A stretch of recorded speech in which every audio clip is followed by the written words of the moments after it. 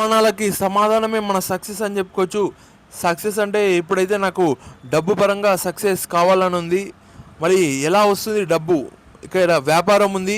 వ్యాపారం అనేది ఇంకా మంచిగా చూసుకోవాలి. ఇక్కడ వీడియోస్ తీస్తున్నా, ఇట్లా పైసలు వస్తాయని నేను అనుకుంటున్నా.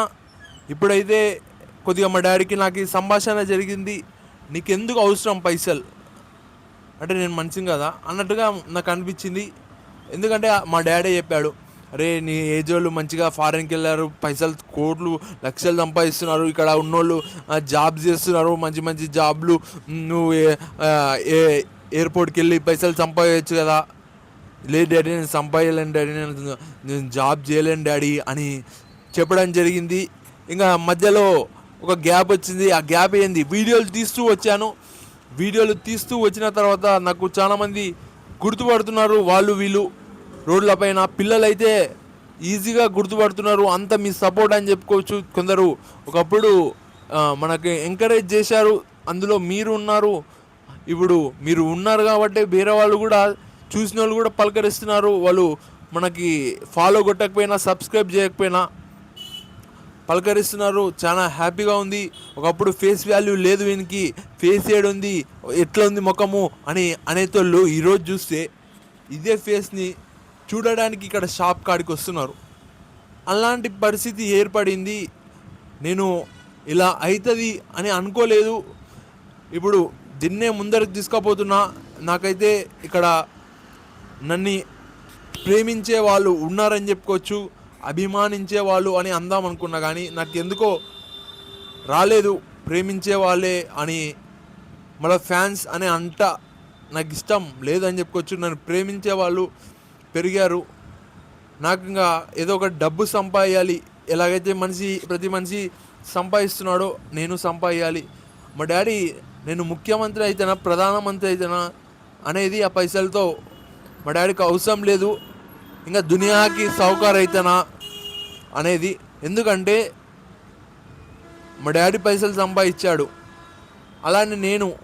అలానే వేరే వాళ్ళు సంపాదిస్తారు. కానీ నాకు ఇలాంటి విచిత్రమైన క్వశ్చన్ అడుగుతాడు మా డాడీ. ఇప్పుడు చూస్తే ఒకప్పుడు సార్ వాళ్ళు వీడు వేస్ట్ కాడు, వీడు లేబర్ కూడా ఒక మంచి, కానీ వాళ్ళ దృష్టిలో వేస్ట్ దానిలాగా అన్నారు. లేబర్ నువ్వేమన్నా అని.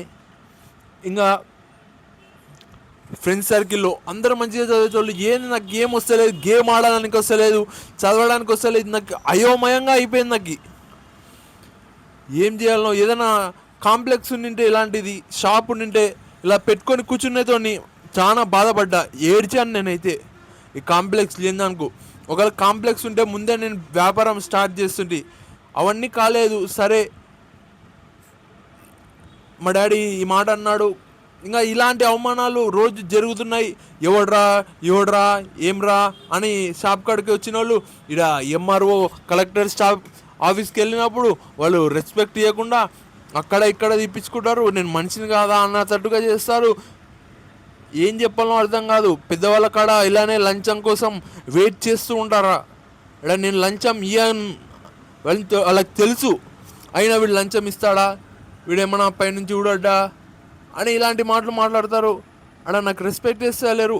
పోలీస్ స్టేషన్కి వెళ్తే ఏంరా అది ఈ మాటలు మాట్లాడుతున్నారు. అదే డబ్బు పరంగా కొద్దిగా ఉంటే మనకు కూడా మంచిగా ఉంటుంది. ఆ డబ్బుతో నేను మంచి పనులు చేస్తాను. కానీ ఈ క్వశ్చన్లు అడిగడం ఎంతవరకు కరెక్ట్? ఇక్కడ టీచర్లు ఇలా అనేతోళ్ళు వీడేం పనికిరాడు, వీడి జీవితంలో ఏం పనికిరాడు అనేతోళ్ళు. ఇక్కడ అమ్మాయిలా నేను మాట్లాడిందేలే వాళ్ళతో. వాళ్ళ నా గురించి మాట్లాడతారు, వాడు ఎట్లున్నాడు, వీడు ఎట్లున్నాడు చూడు అని నన్నే అంటారు. అలాంటి పొజిషన్ నుంచి వచ్చా నేను. నాకు ఎంత బాధ వస్తుంటుంది. ఇప్పుడు వాళ్ళే చూస్తే ఎవరైతే నన్ను ఈ మాట అన్నారో, అబ్బాయిలు అమ్మాయిలు సార్ వాళ్ళందరికీ నేను ఏదో ఒకటి నిరూపించి చూపించాలి కదా.